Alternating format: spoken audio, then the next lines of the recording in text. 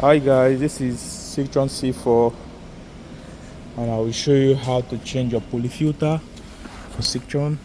First of all, you just have to move the cabinet from this side, from here. Then you lose your two screws there, and there are two clips under this one and this one to move this hatch. Also, you have to move this side to see this, to have access to this bolt. And next you just have to move these ones slowly, unplug it. So my cabinet is off. You just move it this way, just have to move it this way. Next you just have to move this air vent here,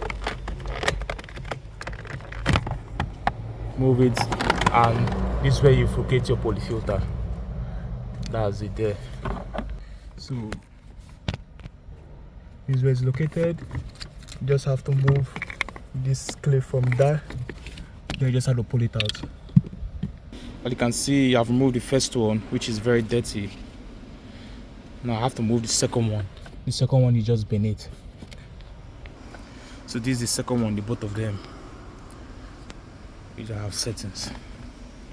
Then next you just have to bring an air blower, then give it a good blow. Next you just have to bring in the new one to insert it inside, and this is how to put your poly filter for Citroen C4. Like and follow for more. Thank you. Bye.